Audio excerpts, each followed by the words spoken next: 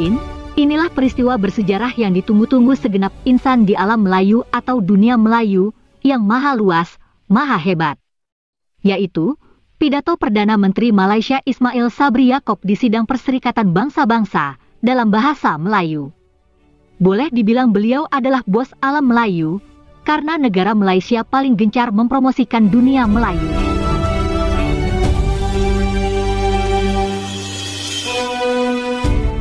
Sebelum mendengar pidato bos alam Melayu, kita simak dulu penjelasan seorang profesor di negeri Ujung Medini.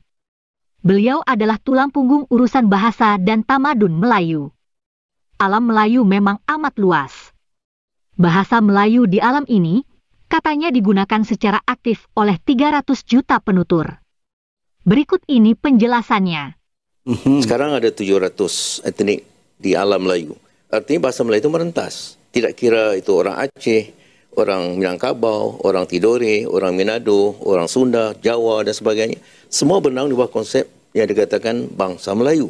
Jadi artinya konsep Melayu sekarang ini harus diangkat begitu rupa supaya Melayu itu dilihat sebagai bangsa besar. Maka itu saya suka menggunakan istilah Melayu Mahawangsa, iaitu Melayu bangsa besar. Yep.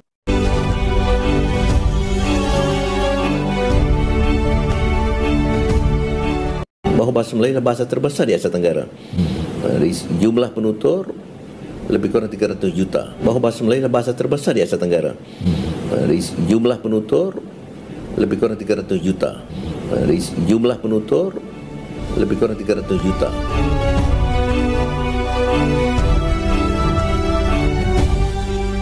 Selanjutnya, berikut pendapat Profesor Malaysia yang lain soal bahasa Melayu dan bahasa Indonesia. Kalau tak sebut betul-betul dari segi bahasa, nama bahasa kita itu adalah bahasa Melayu. Nah, orang Indonesia kata bahasa Indonesia. Nah, kan? Kami bertutur bahasa Indonesia, Pak. Mana ada bahasa Indonesia? Mana ada bahasa Indonesia? Mana ada bahasa Indonesia? So, nama bahasa kita itu adalah bahasa Melayu.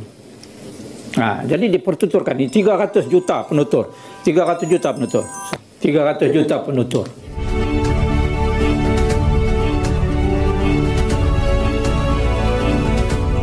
Karena dituturkan oleh 300 juta orang, tentu pidato Perdana Menteri Malaysia di PBB yang menggunakan bahasa Melayu mungkin akan mengguncang alam Melayu, bahkan mungkin menggemparkan dunia.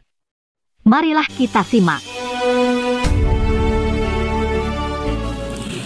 Malaysia menyambut baik tema yang dipilih bagi Perhimpunan Agung PBB pada tahun ini, iaitu suatu detik perubahan, penyelesaian transformatif kepada cabaran bersalin kait. Kami percaya tema ini amatlah bersesuaian dengan situasi yang sedang kita lalui bersama.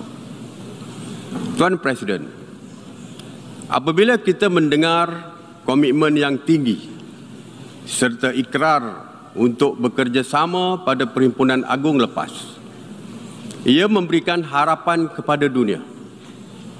Banyak kenyataan telah dikeluarkan dan memberi harapan termasuk pada saya bahawa semangat sebuah keluarga dunia berupaya mengenepikan perbezaan yang wujud dalam kalangan kita.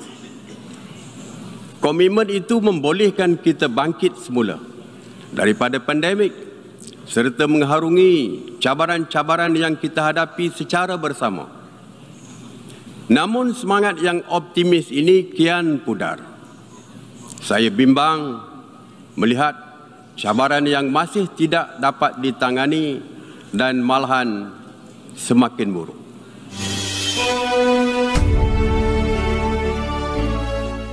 Sayang sekali, ternyata di luar dugaan, pidato Perdana Menteri Malaysia kurang mengguncang alam Melayu, apalagi dunia. Ini terlihat dari kanal resmi Perserikatan Bangsa-Bangsa. Kanal itu kami intip sehari setelah peristiwa. Pidato Perdana Menteri Malaysia ditonton sekitar 11.000 kali, lebih kecil dibanding pidato Perdana Menteri Bangladesh dan Samoa. Mungkin, jumlah penonton akan bertambah di kemudian hari. Tapi untuk jenis konten yang tidak viral seperti ini, penambahannya tidak banyak.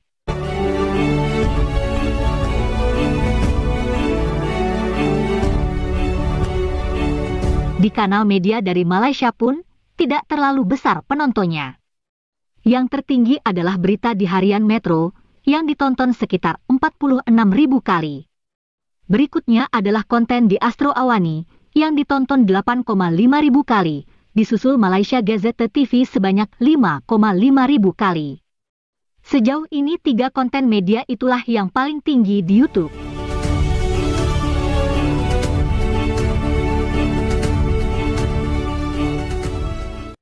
Lalu, bagaimana halnya dengan bahasa Indonesia? Marilah kita lihat dulu pidato Presiden Jokowi di PBB 2 tahun lalu.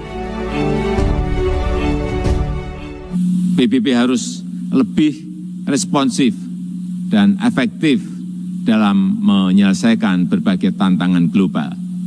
Dan kita semua memiliki tanggung jawab untuk terus memperkuat PBB agar PBB tetap relevan dan semakin kontributif sejalan dengan tantangan zaman. PBB bukanlah sekedar sebuah gedung di kota New York, tapi sebuah cita-cita dan komitmen bersama seluruh bangsa untuk mencapai perdamaian dunia dan kesejahteraan bagi generasi penerus. Indonesia memiliki keyakinan yang tidak tergoyahkan terhadap PBB dan kedua, kolektif global leadership harus diperkuat.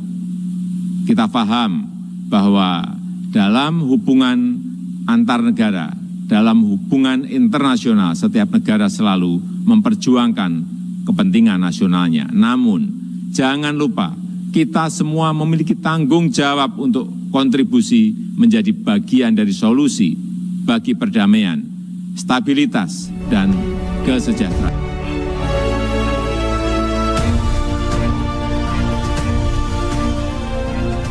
Ternyata di kanal resmi PBB, jumlah penonton pidato Jokowi lumayan besar. Begitu pula pidato beliau pada tahun lalu. Lumayan, ditonton ratusan ribu kali.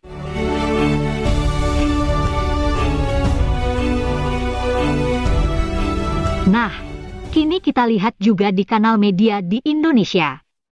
Walaupun bahasa Indonesia dianggap tidak ada oleh Profesor Melayu Malaysia, rupanya penontonnya banyak sekali. Bahkan tembus di atas 1 juta. Memang, ini peristiwa lampau. Tapi sekali lagi, jenis konten seperti ini, penontonnya tak bertambah banyak seiring bertambahnya waktu.